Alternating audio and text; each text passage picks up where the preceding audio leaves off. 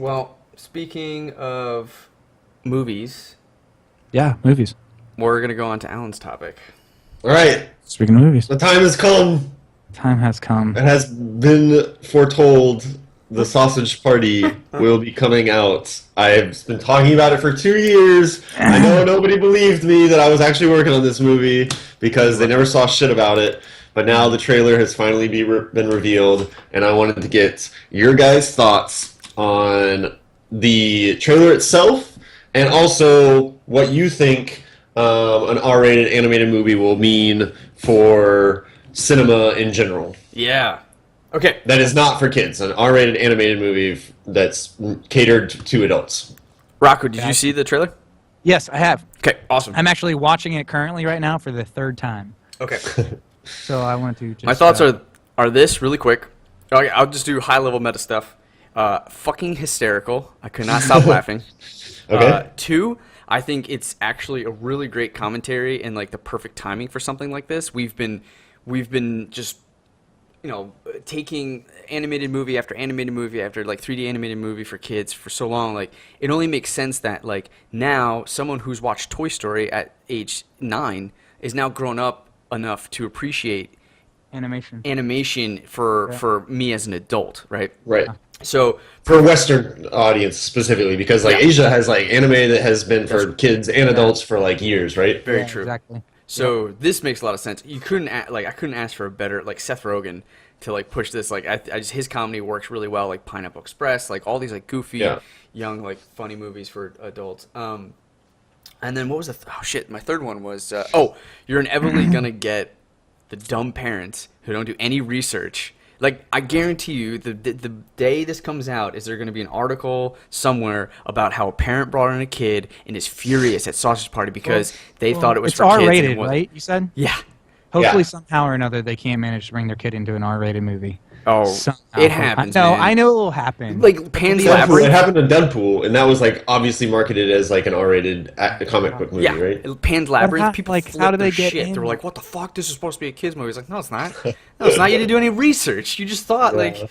So people are gonna come in and be like, "Oh, cool! It's a movie about like food. My kid would love this." And it's like, once you see this shit, you can never look back. It'll fuck you up for life.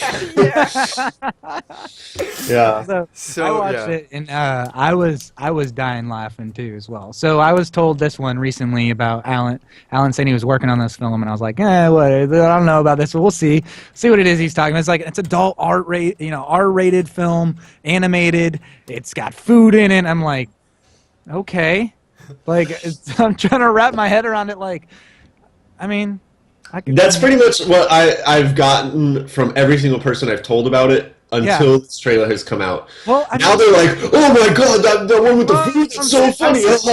But like before, I'm like, "Yeah, so it's like this food movie, and it's like it's animated. It's not for kids. Like they're f-bombs all the time." And they're like, "Oh, perhaps it's this. that sounds interesting, man." Perhaps it's this, Allan. Perhaps you don't sell it well enough. Like Because I didn't want to give it away, all the good stuff. Yeah. Because like that's true. The key part, like he's selling it, you're just kind of like, wait, what? the food, Like, an food adult thing R-rated- throws you off a bit. The But, food part throws you real off. yeah, like, but the reason why they needed to be food is because like how else are you gonna kill these things, right? Like people eat, and like that's the adversaries. So like it makes total sense. It has to be food, right? So one of my favorite parts, dude, of that trailer is without a doubt is the potato part when it's like first going down. You know, like everybody's like, "Yay, we're home," and the potato's like, "Yeah, oh, it's a nice bath. This feels good." It's just like, oh my god! Like everybody starts. That is the big reveal in the whole movie about like what happens to them. Yeah. Dude, I love that though. Just a quick little tidbit. I did those shots. Did you? Oh, really? awesome. Oh, Yeah. awesome. Dude, they look great. I was going to ask you guys, what do you think about the animation? I mean, compared to like a Pixar or Disney movie, like how do you think quality-wise it looks? Dude, it's on par. Yeah, I think it holds up totally. Okay. Dude, and like these like where it turns all red, Yeah. the moon shot, like dude, it looks like Oh, dude, that's so good though. Yeah, I'm watching that again right now. Oh my God, Dude, like, she gets the lettuce and like pokes in the eyes and like rips it apart. Yeah. yeah, exactly. And the carrots are, oh, I want They're my babies. mommy. They're just fucking children. Dude, Yeah. seriously though. So yeah, after watching this trailer and stuff like that, and then finally getting a good understanding of like what it is you were talking about, and getting it like being able to paint the picture fully, this is going to be, I think, a great Yeah. film. I think it's gonna be really good. I think And you the need it. animation too, like it is absolutely up to par with the Pixar stuff. And I expect more sexual jokes too. Like the glamour buns, it's obvious how they Yeah, like exactly. made them look like a vagina. And, Yeah. like, I just expect no more idea of what you're that. talking Yeah, about. I expect more of that. Like, yeah. I won't reveal everything. Yeah. All your suspicions may or may not. Like, I come mean, true. here's the thing: is like, so the R-rated. Let's talk about the R-rated part too for a little bit too, real fast. So, it has been inevitable to happen at some point or another. Like Clay was talking about, we're adults now. Since we're 7 years old, we were watching, Toy Story, this and that. And all the like adult innuendo that's been like placed inside of the Disney movies and all the kids animated movies already as it is that it most of the time I love going. I mean, I love. Huh? I'm watching the scene of the Saving Private Ryan thing, and like, dude, that just kills me. I'm sorry. I apologize. Go ahead. I like that gag too. What was I saying? Oh yeah. So like the adult innuendo that's like tied into like everything already animated. You know what I mean? Oh, sure. Like which is there's even like a wonderful. Pixar movie. There's like a joke Exactly. you as an So, adult like, get that your so kid parents, wouldn't. like parents who are going to be out there, they're going to be watching these family videos, can still get entertainment too, where it's a little bit above the kid's head, which is cool. But I think that like that helps like attract a lot of the adults to the animation as it is. So that's like is perfect timing for them to come out with an R-rated film that's going to be specific to adults too. So even those adults that didn't grow up at 7 years old with Toy Story have now already gotten a little bit more familiar with watching animations just because they have like these adult tie-ins already as it is that the kids don't understand they get and they get some humor out of, have been like You're gonna. what were you gonna say? I was just gonna say you're gonna see a lot of copycats. Yeah. Also. Oh yeah, coming off out of this movie. Well, that's actually kind of cool. It's like you're like almost like a pioneer for like Western animation, film coming out. That's that. To be honest, like that is what I hope is the biggest takeaway from the whole movie, and like in general in like the industry and everything, is that people, assuming it's successful, people will be like, holy shit, like animation is limitless in what you can create in it, right? So you can tell whatever story you want using this medium and tell it however you want and in whatever way you want, and people will go see it, and like you can still get your idea across without having to like get a film, necessarily like actors or whatever. You get live action. I would. So like sci-fi R-rated, animated movie, like fantasy R-rated animated movie, or not even necessarily just R-rated, but just for adults, like PG-13, whatever, Dude, you're so right, because like at the core of why we are attracted to this animation is really just the over exaggeration of characters. Like, it's beautiful to watch, and if I could watch that beautiful animation, that talent within the wrapper of a sci-fi fantasy R-rated or like a horror, like I would enjoy that. I would get a lot of joy from that. So because there's things you can do that you just like you can't physically do in the real world, right? And it doesn't have to be always funny. Like it could just be straight up serious, rated R animated. Like I would enjoy, or PG-13, whatever. It could be an action thriller. Like I would enjoy that. So, like Allan said, though, in the East and stuff like that, they have a lot of this stuff kind of already going on in some of their culture. And I mean, some of us, I'm sure, have been like already like introduced to some of that. I've only seen a few films where it was like I thought it was like really high quality animation done for like from the East, but it was like really high quality animation done. You see a lot of anime stuff, a lot of different things that kind of like still like tied with 2D. But this one was like 3D. It was done really well, shot well, and it was and it was like. It wasn't R, it was PG-13, but it had a really good story tied into it too, with a lot of action. What was it? Do you remember? Something Pirates. It's on Netflix, right? Yeah. Yeah, I haven't watched it. I haven't seen it, but So that was really good, you know. But it was like I said, it's something that's coming. It's kind of norm in the culture out there in the East. So seeing that here out in the West now, and it's not even PG-13. You know, it's rated R. It's taking up another level too as well, playing way more into the adults, not just because like this one on Netflix can still be tied to like a lot of teens too, you know. Where I think that this one, you know, probably teens would love it and get a lot of humor out of it, even though it's still rated R. I think it's going to be awesome that it's playing really to adults only. You know what I mean? It's like specifically targeting that. It's like, okay, not even PG-13. You know what I mean? Like we're going rated R with it. You know, so we're gonna. The one worry is that I have so much confidence it's going to be successful with it coming so close to Deadpool. Like I'm just like, crap. Hollywood is just going to fucking start just pumping out rated R movies for the sake of rated R because they don't get why this is successul. And like, I hope it's rated R.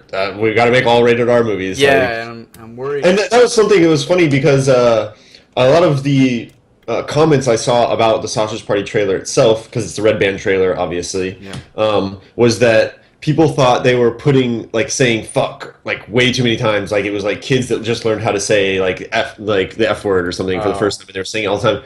But coming from somebody who's like watched the whole cut of the film and stuff, it's just like any other Seth Rogen movie. They just say fuck all the time. Right. Like, you know, it just feels more forced because you're watching like these little like animated sausages that look like a kid's movie saying it, right? Right. Yeah. That was just kind of interesting that the perception is different. If it had been a live action movie about Seth and all of his buddies like in a grocery store like talking about food, they were like, I love this fucking sausage and everything. Everyone wouldn't bat an eye, you know. They would just be like, oh, that's standard, you know, standard fare. Can we just talk about real quick the fucking headliners that are in this movie? We have Seth Rogen, Kristen Wiig, Jonah Hill, another not surpriser, Bill Hader, Michael Cera, James Franco, another not surpriser, Danny McBride, totally, Craig Robinson, Paul Rudd, Nick Kroll, David Krumholtz, Edward Norton, and Selma Hayek. Like, that just, I can't wait. Like, I can't wait to hear all these people like, do their thing. It's great.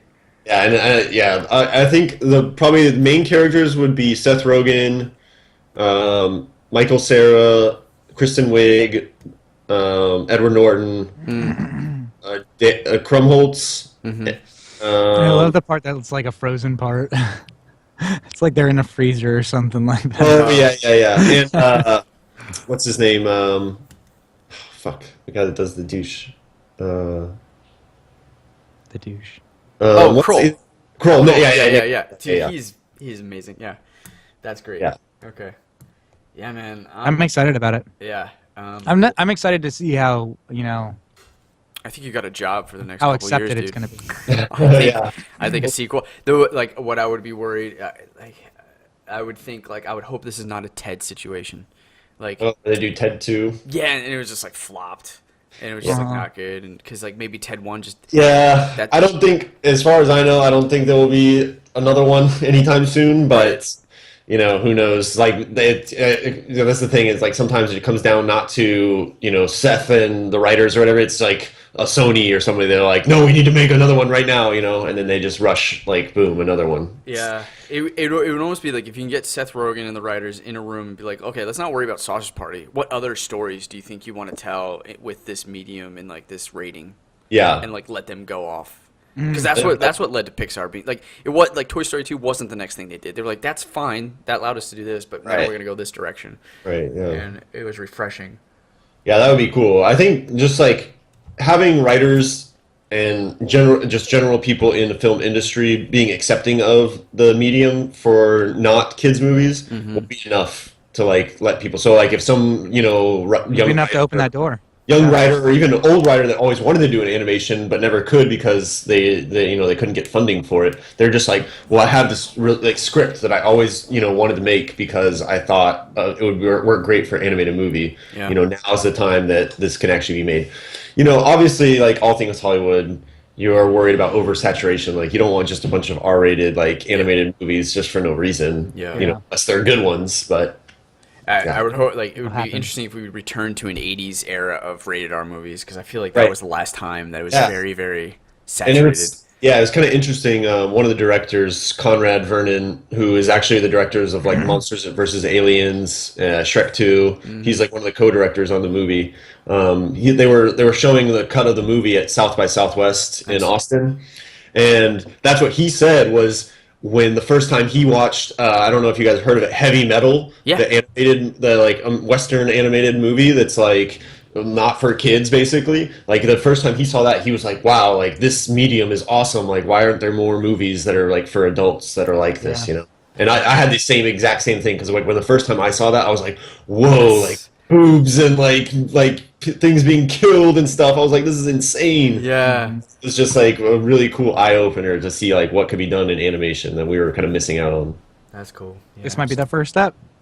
Yeah. Hopefully. But I do want to say that South Park was the first R-rated animated Well, movie yeah. Oh, yes. That's For true. Western audiences, yeah. for Western audience, yeah. But I Anything think- else like how the experience was working on this film? Because like I mean I don't know how many of our listeners remember or know, but you worked on this movie. You are in the visual effects industry. Like, is there anything visual effects wise that you wanted like that was interesting from your point of view as a? I think I got to give a big shout out to the art director. This is his first time ever doing art direction for Oh, film. wow. Nice. And I think like you can see from the trailer and stuff. I think the color palette and Yeah. like direction. I mean, like he like I don't know if he designed like way the buns and sausages were supposed to look. I think it's kind of a unique thing. I think might have some of that inspiration might have come from Seth and Evan, the writers. But the guy that was the art director, I think like all of the storyboards and stuff that he's drawn to show like how things are supposed to look from a lighting standpoint were really really good. And like